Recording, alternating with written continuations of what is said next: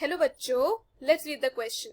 The three boxes in the diagram represents the three major biosynthetic pathways in aerobic respiration. Arrows represent net reactions or products. So यहाँ पर हमें क्या बोला है कि ये जो डायग्राम आपको दिख रहा है उसमें पाथवे ए बी सी, ये कोई तीन मेजर पाथवेज है, बायोसिंथेटिक पाथवेज, जो हमें एरोबिक रेस्पिरेशन में देखने को मिलती है. अच्छा, आगे इन्होंने दिया है कि एरोज नंबर 4, 8, 12, हमें ये 4, 8, 12 को आइडेंटिफाई करना है कि ये है कौन. सो शुरू करते हैं हमारे की कॉन्सेप्ट के साथ. सो इस क्वेश्चन को करने के लिए जो की कॉन्सेप्ट रिक्वायर्ड है वो है एरोबिक रेस्पिरेशन. अब क्वेश्चन में मेंशन किया हुआ है कि ये जो हमें तीन डब्बे दिख रहे हैं वो जो कि जिनमें पाथवे ए बी सी लिखा हुआ है वो कोई तीन मेजर पाथवेज है जो कि एरोबिक रेस्पिरेशन के अंदर आते हैं. सो अगर हम पाथवेज की बात करें, सो एरोबिक रेस्पिरेशन में हमें पता है कि सबसे पहले तो आगे हमारा ग्लाइकोलिसिस, सबसे पहले आगे हमारा ग्लाइकोलिसिस, फिर आ जाता है हमारा क्रेब्स साइकिल, और फिर आता है क्रेब्स साइकिल के बाद ऑक्सीडेटिव फॉस्फोरिलेशन, ऑक्सीडेटिव फॉस्फोरिलेशन. तो ये तीन अगर हम लोग क्योंकि बात कर रहे हैं एरोबिक रेस्पिरेशन की, तो ये तीन तो हमें देखने को मिलता है, ऑक्सीडेटिव फॉस्फोरिलेशन. सो यहाँ पर तो तीन तो हमारे कंफर्म्ड अभी है, बट लेट्स सी कि भाई इन्होंने और क्या क्या मेंशन किया हुआ है. तो अगर हम देखें तो इन्होंने पाथवे ए पर यहाँ पे ग्लूकोज मेंशन किया है. तो ग्लाइकोलिसिस में भी ग्लूकोज की जरूरत होती है. सो अभी तक जो हम लोग प्रेडिक्ट कर रहे हैं कि भाई जो पाथवे ए बी सी होंगे वो यही तीन होंगे, क्योंकि यही तीन हमें एरोबिक रेस्पिरेशन में देखने को मिलते हैं. अब इन्होंने क्या कहा कि इन्होंने बोला कि हमें एरो नंबर 4 यानी कि ये और ये, इन तीनों को आइडेंटिफाई करने की 4, 8, 12 क्या है, और इनके ऑप्शन है FAD और FADH2, NADH, ATP, H2O. सो हमें जो 4, 8, 12 होगा ना वो इनमें से कोई कॉमन एक होगा. सो कंफर्म करने के लिए कि भाई जो हम लोग पाथवे सोच रहे हैं वो सही सोच रहे हैं यानी, तो हम लोग एक बार लेबल करके चेक कर लेते हैं if our majority is correct और नॉट.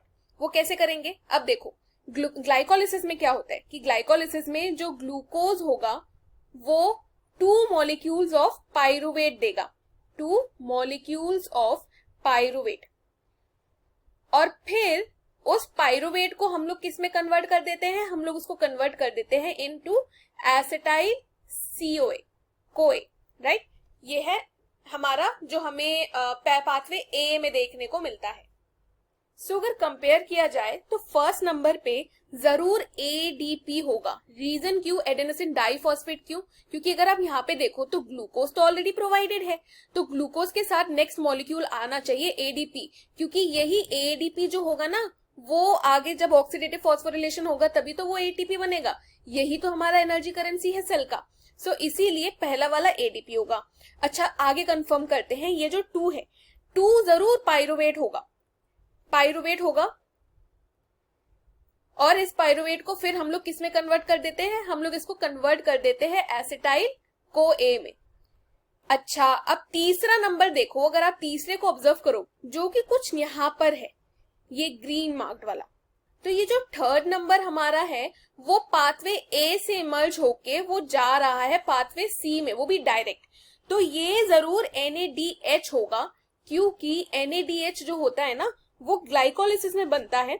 इसके अंदर हाई एनर्जी इलेक्ट्रॉन्स होते हैं जो वो किसको सप्लाई करता है? पाथवे सी को, जो क्या करेगा? अपने इलेक्ट्रॉन्स डोनेट कर देगा और ADP को कन्वर्ट करके बना देगा ATP. सो ये जो है ये थर्ड हम लोग बिल्कुल करेक्ट सोच रहे हैं, क्योंकि थर्ड वाला जो होगा वो NADH ही होगा, क्योंकि उसकी जो सारी प्रॉपर्टीज है वो अलाइन करती है विद द पाथवे प्रोवाइडेड. अब हम फोकस करते हैं 4, 8 और 12 पे.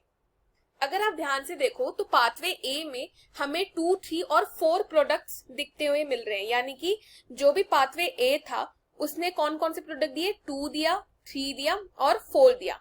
2 को हमने कहा कि वो जरूर पाइरुवेट होगा, और 3 को हमने मान लिया कि वो NADH होगा.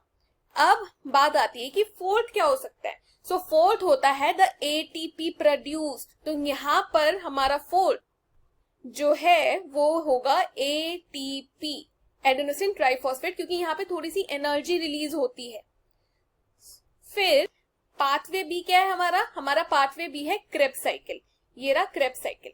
सो क्रेब्स साइकिल में अगर हम कहें तो क्रेब्स साइकिल में हमें क्या क्या एंड प्रोडक्ट्स देखने को मिलते हैं।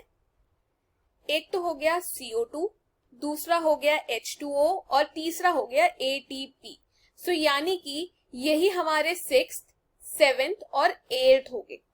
अब यहाँ पे हम मेंशन कर देते हैं कि 7, 8, 9, 10, 11 एंड 12।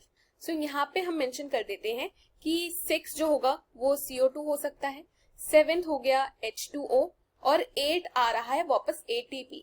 अब ये कंफर्म करने के लिए कि हमने जो अभी तक एस्टिमेशन लगाया है 4, 8 का, क्या वो 12 के साथ भी अप्लाई होता है। तो देखो पाथवे सी आया हमारा ऑक्सीडेटिव फॉस्फोरिलेशन वाला, तो यहाँ पे तो जो निकलता है, जो आउटकम जो आता है वो तो ATP ही आता है। सो यानी कि 4, 8, 12, 4, 8, 12 ये तीनों के तीनों हमारे ATP ही है, यानी कि energy form. So option C is the correct answer. Hope you have understood it well students. Best of luck.